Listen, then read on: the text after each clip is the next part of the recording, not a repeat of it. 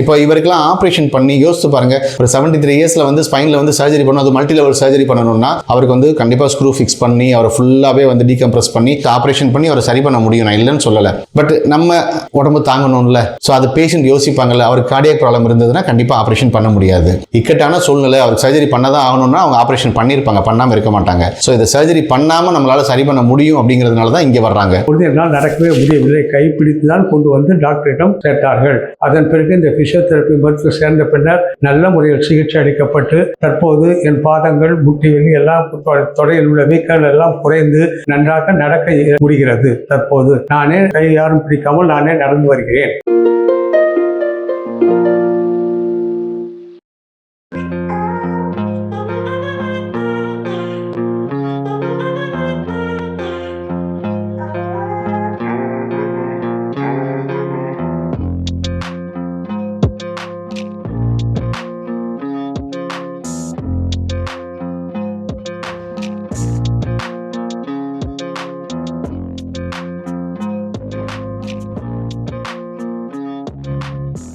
Hi, நான் doctor Jayachandran, Sun hospital, Madurai. இந்த வீடியோவில் நம்ம பார்க்க போகிற பேஷண்டோட பேர் மகாலிங்கம், வயசு 73, ஊர் காஞ்சிபுரம். காஞ்சிபுரம்ல இருந்து மதுரைக்கு வந்து நம்ம ஹாஸ்பிட்டலில் 15 நாள் தங்கியிருந்து ட்ரீட்மெண்ட் பார்த்தாங்க. எதுக்காக அப்படி 15 நாள் வந்து தங்கியிருந்து ட்ரீட்மெண்ட் பார்த்தாங்கன்றது வந்து ஒரு முக்கியமான காரணமாக தானே இருக்கும். சும்மா வந்து யாரும் தங்கியிருந்து பார்க்க மாட்டாங்கல்ல. பேஷண்ட்டுக்கு கம்ப்ளீட்டாகவே 2 கால்லையுமே ஃபுட் ட்ராப் ஏற்பட்டுருச்சு. பாதத்தை வந்து இப்படி இறக்க முடியும், தூக்க முடியாது. பாதத்தை நம்மளால தூக்குனாதான் நம்ம ஸ்டெப் எடுத்து வச்சு நடக்கவே முடியும். அவரால் தூக்க முடியல. இப்படி கால் வந்து கீழே இருக்கு.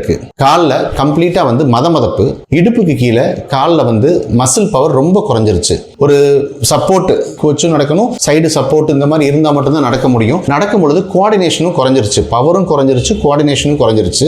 ரீசன் வந்து அவருக்கு 73 வயசுன்றது கிடையவே கிடையாது. 73 வயசுல எத்தனையோ பேர் நல்லா ஸ்ட்ராங்கா சைக்கிள் ஓட்டிட்டு, வாக்கிங் போயிட்டு, ஜாகிங் போயிட்டுலாம் இருக்காங்க.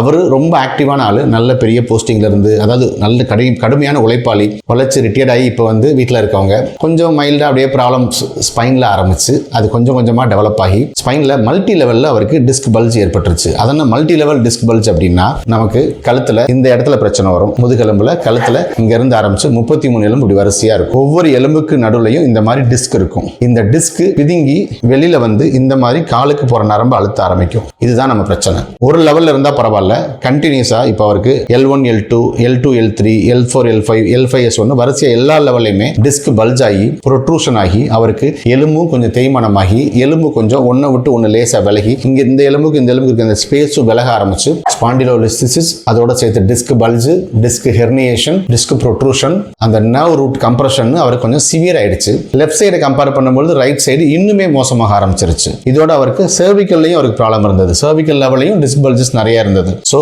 இந்த அளவுக்கு ப்ராப்ளம் இருந்த ஒரு பேஷண்ட் நம்மளால ரெக்கவரி பண்ண முடியுமா முடியாதான்னு அவங்களுக்கும் சந்தேகம் இருந்தது. ஃபர்ஸ்ட் அவங்க பையன் வந்து பார்த்துட்டு எங்க அப்பாவை கூட்டிட்டு வரலாமா, என்ன பண்ணலாம் கேட்டுட்டு தான் போனாரு. கேட்டுட்டு போய் காஞ்சிபுரம்ல இருந்து இங்க வந்து பார்த்து கேட்டுட்டு போய் தான் அவங்க அப்பா போய் கூட்டிட்டு வந்தாரு. அவங்க பையனோட டெடிகேஷன் உண்மையில கண்டிப்பா சொல்லணும். அவ்வளவு கேர் பண்ணி அப்பாவை பார்த்துக்கிட்டாரு. இங்க நாங்க பாத்துக்கிறோம்னு சொல்லியும் ஒரு 3 நாள் 4 நாள் இருந்து நாங்க பாத்துக்கிறோமான்னு செக் பண்ணிட்டு தான் இங்க, ஏன்னா அவர் வேலைக்கு போகணும், விட்டுட்டு போனாரு. அவரை கம்ப்ளீட்டா ஃபுல் கேர் எடுத்து நாங்க பாத்துக்கிட்டோம். மார்னிங் 9ல இருந்து நைட்டு 9 வரைக்கும் அவருக்கு கண்டினியூஸ் ட்ரீட்மெண்ட், எக்ஸசைசஸ், ட்ரைனிங் கொடுத்து அவரை ரோட்ல நார்மலா நடக்க வச்சு, சில சமயங்கள்ல ட்ரீட்மெண்ட் கொடுத்து பெயின் எல்லாம் குறைஞ்சிட்டு நல்லா இருப்பாரு, நல்லா நடப்பாரு. நாங்க வெளில ரோட்ல நடக்க வைப்போம், எங்களோட கிரவுண்ட்ல நடக்க வைப்போம், பார்க்ல நடக்க வைப்போம். ஸோ அதெல்லாம் பண்ணும்போது ஒரு திருப்பி பெயின் வந்துடும். சார் எனக்கு திருப்பி பெயின் வருதுன்னு திருப்பி மறுபடியும் அதுக்கு ட்ரீட்மெண்ட் கொடுத்து பேலன்ஸ் பண்ணுவோம். ட்ரீட்மெண்ட், எக்ஸசைஸ் மூலமா ட்ரைனிங் கொடுத்து, ட்ரைனிங்ல பெயின் வந்ததுன்னா அதுக்கு ட்ரீட்மெண்ட் கொடுத்து பெயினை சரி பண்ணி கம்ப்ளீட்டா நார்மல் பண்ணி கொடுப்போம். இந்த 15 டேஸ்ல அவர் நல்லாவே சரியாயிட்டாரு. வித்தவுட் சப்போர்ட் நடக்க ஆரம்பிச்சிட்டாரு. அதுதான் நம்ம எய்ம். இன்னும் ஒரு ரெகுலரா வீட்டில் போய் நல்லா எக்ஸசைஸ் பண்ணிட்டு இருக்காரு. இப்போ இன்னுமே நல்லா நடந்துகிட்டு இருக்காரு. இதுல அவர் ரிவ்யூ கொடுத்திருக்காரு, பாருங்க அவர் என்ன சொல்றாரு அப்படின்ட்டு. எதுக்காக இந்த வீடியோனா, எனக்கு வயசாயிடுச்சு, 70 வயசு ஆயிடுச்சு, 80 வயசு ஆயிடுச்சு, இனிமே என்னால் நடக்க முடியாது அப்படின்னு தயவு செய்து நினைக்கவே நினைக்காதீங்க. கடைசி நாள் வரைக்கும் நம்மளோட வேலையை நம்ம தான் செய்யணும். அது 90 வயசுனாலும் சரி, 100 வயசுனாலும் சரி, நம்ம வேலையை நம்ம தான் செய்யணும். நம்ம நடக்கணும், நம்ம தான் எந்திரிச்சு பாத்ரூம் போகணும், நம்ம எந்திரிச்சு வெளியில போகணும், பக்கத்தில் ஒரு கோயிலுக்கோ சர்ச்சுக்கோ மசூதிக்கோ நம்ம போயிட்டு வரணும். வீட்டில் இருக்கக்கூடாது, உட்காந்துடக்கூடாது, ஒரு கடைக்கு போகணுமா நம்மளா போயிட்டு வரணும். ஸோ அதுக்கு என்னென்ன பண்ணணும் அப்படிங்கிறத நம்ம பார்க்கணும். ரெகுலராக நல்ல ஆக்டிவான எக்ஸசைசஸ், சிம்பிள் எக்ஸசைசஸை ரெகுலராக செஞ்சுட்டு இருந்தோம்னால நம்ம நல்லா நடக்கலாம். சில பேர் எனக்கு 70 வயசு ஆயிடுச்சு, 80 நடக்க முடியலன்னு சொல்லுவாங்க. அப்படி நினைக்கவே நினைக்காதீங்க. அந்த மாதிரி உங்களுக்கு ப்ராப்ளம் இருந்தால் வாங்க, நான் உங்களுக்கு நல்லவன் நடக்க வச்சு கொடுக்குறேன். ஸ்பைன் ப்ராப்ளம் பெருசாக இருக்குது. இப்போ இவருக்குலாம் ஆப்ரேஷன் பண்ணி யோசிச்சு பாருங்க, ஒரு 73 இயர்ஸில் வந்து ஸ்பைனில் வந்து சர்ஜரி பண்ணணும், அது மல்டி லெவல் சர்ஜரி பண்ணணும்னா அவருக்கு வந்து கண்டிப்பாக ஸ்க்ரூ ஃபிக்ஸ் பண்ணி அவரை ஃபுல்லாகவே வந்து டீகம்ப்ரஸ் பண்ணி ஆப்ரேஷன் பண்ணி அவரை சரி பண்ண முடியும். நான் இல்லைன்னு சொல்லலை, பட் நம்ம உடம்பு தாங்கணும்ல. ஸோ அது பேஷண்ட் யோசிப்பாங்கல்ல, அவருக்கு கார்டியாக் ப்ராப்ளம் இருந்ததுன்னா கண்டிப்பாக ஆப்ரேஷன் பண்ண முடியாது. இக்கட்டான சூழ்நிலை, அவருக்கு சர்ஜரி பண்ணதான் ஆகணும்னா அவங்க ஆப்ரேஷன் பண்ணியிருப்பாங்க, பண்ணாமல் இருக்க மாட்டாங்க. ஸோ இதை சர்ஜரி பண்ணாமல் நம்மளால சரி பண்ண முடியும் அப்படிங்கிறதுனால தான் இங்கே வர்றாங்க. அவங்கள கண்டிப்பாக 100% சரி பண்ணி தர வேண்டியது எங்களோட ஒர்க்கு. நீங்கள் வாங்க, கம்ப்ளீட்டாக சரி பண்ணிக்கலாம். தேங்க்யூ. இப்போ இந்த மகாலிங்கம் பேஷண்டோடைய எம்ஆர்ஐ ரிப்போர்ட் பார்த்தோம் அப்படின்னா கிரேட் 1 ஆண்ட்ரோலிஸ்தசிஸ் ஆஃப் L5 வெர்டிபிரேன் இருக்கு. அதாவது நம்ம முதுகு எலும்பு வந்து முன்னாடி ஒரு எலும்பை விட மேலே இருக்கக்கூடிய எலும்பு முன்னாடி விலகி வர்றதை தான் ஆண்ட்ரோலிஸ்தசிஸ் அப்படின்னு சொல்லுவோம். அப்புறம் இங்கே உள்ள ப்ராப்ளம் பார்த்தீங்கன்னா டிஸ்க் டீஜெனரேஷன் வித் ஆஸ்டியோபைட் ஃபார்மேஷனு, அதாவது அந்த ஜவ்வு வந்து ஃபுல்லாக தேய்மானமாகிறது. அப்புறம் எக்ஸ்ட்ரா போன் ஃபார்மேஷன் மாதிரி, அதாவது டீஜெனரேஷன் ஆகிற ஸ்டேஜில் வந்து ஒரு எலும்புல இருந்து எக்ஸ்ட்ரா போன் வந்து ஃபார்ம் ஆகிற மாதிரி இருக்கும். ஸோ அந்த மாதிரி இருக்கிறது. அப்புறம் உள்ளே இருக்கக்கூடிய அந்த ஜவ்வு உள்ளே இருக்கக்கூடிய அந்த நீர்த்தன்மை, அதாவது நியூக்ளியோ பல்போசிஸ், அது வெளியில் வருது. அப்புறம் சரௌண்டிங்கில் சப்போர்ட்டிங் இருக்கக்கூடிய எல்லா லிகமெண்ட்டுமே வந்து பார்த்தோம்னா ரொம்ப வீக் ஆயிடுச்சு. இந்த மாதிரி L1 L2 லெவலில், அப்புறம் L2 L3 L3 L4 L4 L5 L5 S1 நமக்கு லம்பா ரீஜன் லோ பேக்கில் ஃபுல்லாக எல்லா இடத்துலையும் வந்து உங்களுக்கு இந்த ப்ராப்ளம் தான் இருந்திருக்கு. அது மட்டும் இல்லாமல் நமக்கு லெவல் பார்த்தோம்னா ஒவ்வொரு டிஸ்கோட லெவல் பார்த்தோம் அப்படின்னா 7.8 6.8 ஃபுல்லாமே 10க்கு கீழே தான் இருக்குது. 10க்கு கீழே இருக்குங்கிறப்போ அது ரொம்ப ஒரு சிவியரான ஸ்டேஜ் தான். ரொம்ப நடக்க முடியாமல் ரொம்ப கஷ்டத்தில் சப்போர்ட் இல்லாமல் இவனால் எதுவுமே பண்ண முடியாது. லம்பார் ஸ்பாண்டைலோசிஸ்ன்னு போட்டிருக்காரு. அதுதான் நமக்கு கீழே இருக்கக்கூடிய லம்பார் ரீஜனில் ஃபுல்லாமே வந்து நல்ல டீஜெனரேஷன் ஆயிடுச்சு. அவன் வரும்போது பார்த்தோம்னா சப்போர்ட் இல்லாமல் ஒரு 10 மீட்டர் கூட அவனால் நடக்க முடியாது. ஆனால் அவங்க போகும்போது சப்போர்ட் இல்லாமல் 10 கிலோமீட்டர் கூட நடக்கிற அளவுக்கு வந்துட்டாங்க. அந்த அளவுக்கு நல்லா ரெக்கவர் ஆகிட்டாங்க. என் பெயர் கே. மகாலிங்கம். எனக்கு வயது 73 ஆகிறது. நான் எனது சொந்த ஊர் காஞ்சிபுரம். இந்த மதுரையில் உள்ள சன் பிசியோ மருத்துவமனையில் சிறப்பான முறையில் சிகிச்சை அளிக்கிறார்கள் என்று கேள்விப்பட்டு எனது மகன் இந்த மருத்துவமனையில் வந்து 2/5/2024 அன்று சேர்த்தார். அப்போது என்னால் சுத்தமாக நடக்க முடியாத நிலையில் 2 கால்களும் வீங்கி போய் மிகவும் முட்டி வலி, கால் வலி அதிகமாக இருந்து தொடையெல்லாம் வீங்கி போயிருந்தது. அப்பொழுது என்னால் நடக்கவே முடியவில்லை. கைப்பிடித்து தான் கொண்டு வந்து டாக்டரிடம் சேர்த்தார்கள். அதன் பிறகு இந்த பிசியோதெரபி மருத்துவ சேர்ந்த பின்னர் நல்ல முறையில் சிகிச்சை அளிக்கப்பட்டு தற்போது என் பாதங்கள், முட்டி வலி எல்லாம், தொடையில் உள்ள வீக்கங்கள் எல்லாம் குறைந்து நன்றாக நடக்க முடிகிறது. தற்போது நானே கை யாரும் பிடிக்காமல் நானே நடந்து வருகிறேன். அந்த அளவுக்கு எனக்கு நல்ல முறையில் சிகிச்சை அளித்துள்ளனர். இங்கு பணிபுரியும் அனைத்து டாக்டர்களும் நோயாளிகள் அனைவரும் நல்ல முறையில் குணமடைய வேண்டும் என்ற நல்ல எண்ணத்துடன் செயல்பட்டு வருகின்றனர். அதேபோல் தலைமை மருத்துவர் ஒவ்வொரு நாளும் தவறாமல் ஒவ்வொரு நோயாளியும் கண்காணித்து தினமும் விசாரித்து அவர்களின் உடல்நிலை எவ்வாறு இருக்கிறது என்பதை விசாரித்து அதற்கேற்ற போல் சிகிச்சை அளித்து அவர்களை மிகவும் நல்ல முறையில் கவனித்து வருகிறார். எனவே இங்கு சேர்ந்த பின்னர் என் உடல்நிலையில் நல்ல முன்னேற்றம் ஏற்பட்டுள்ளது என்பதை தெரிவித்துக் கொள்கிறேன். உங்களுக்கு என்னென்ன கம்ப்ளைண்ட் எல்லாம் இருந்துச்சு? எனக்கு இந்த மருத்துவமனையில் சேரும்போது 2 கால்களும் வீங்கி இருந்தது. பாதங்கள் பூரா ஒரு 6 மாதங்களாக வீங்கி இருந்தது. வீட்டிலேயே நான் சுமார் 1.5 வருட காலமாக நடக்க முடியாமல் இருந்தேன். இங்கு வந்த பிறகு இப்போது நல்ல நடக்கும் முறையில் நான் நடக்கிறேன். தன்னிச்சையாக நடக்கக்கூடிய சூழ்நிலை ஏற்பட்டுள்ளது. அந்த அளவுக்கு நல்ல முறையில் சிகிச்சை அளித்துள்ளனர். எனக்கு மிகவும் இந்த மருத்துவமனையில் சேர்ந்தது முதல் நல்ல முறையில் சிகிச்சை அளிக்கப்பட்டு என் உடல்நிலை நல்ல நிலையில் உள்ளது. எனது உடல்நிலையில் L4 L5 பாதிக்கப்பட்டு மிகவும் சிரமப்பட்டிருந்தேன். இப்போது இங்கு அளிக்கப்பட்ட சிகிச்சையின் மூலமாக தற்போது குணமடைந்து தற்போது நல்ல முறையில் நான் நடக்கின்றேன் என்பதை தெரிவித்துக் கொள்கிறேன். எனவே இங்கு என்னை போல் பாதிக்கப்பட்டுள்ள நோயாளிகள் அனைவரும் இந்த மருத்துவமனையில் சேர்ந்து நல்ல பயனடையுமாறு கேட்டுக்கொள்கிறேன். எல்லாருக்கும் வணக்கம். First thanks to doctor. Sir, நாங்கள் காஞ்சிபுரத்துலேருந்து வரோம். என்னோட ஃபாதர், என்னோட நேம் சுரேஷ்குமார், அசிஸ்டன்ட் ப்ரொஃபஸராக ஒர்க் பண்ணுறேன். நான் எங்கள் அப்பாவுக்கு L4 L5 இஷ்யூ இருந்தது. அவரால் நடக்கவே முடியல. ஒரு 2019 இந்த இஷ்யூ இருந்தது. கொஞ்சமாக இருந்தது. அதுக்கப்புறம் நாளடைவில் கொஞ்சம் அதிகமாகிட்டே இருந்தது. அதனால் சென்னையில் டாப் ஹாஸ்பிட்டல் இது ரிலேட்டடாக என்ன இருக்குதோ அங்கே போயிட்டு நாங்கள் பார்த்தோம். ஒரு ஹாஸ்பிட்டல் என்ன சொன்னாங்க, சர்ஜரி பண்ணலான்னாங்க. இன்னொரு ஹாஸ்பிட்டலே ஒரு கார்டியாக் இஷ்யூ இருந்ததுனால சர்ஜரி பண்ணுறது கொஞ்சம் ரிஸ்க்குன்ற மாதிரி சொன்னாங்க. டேப்லெட்டே ஏதோ முடிஞ்ச வரைக்கும் பார்க்கலாம் அப்படின்ட்டு. ஸோ தட் எனக்கு கொஞ்சம் டைலமாவாக இருந்தது. என்னோட அம்மா கோவிட்ல இறந்துட்டாங்க. ஸோ தட் நான் இதில் ரிஸ்க் எடுக்க நான் விருப்பப்படலை.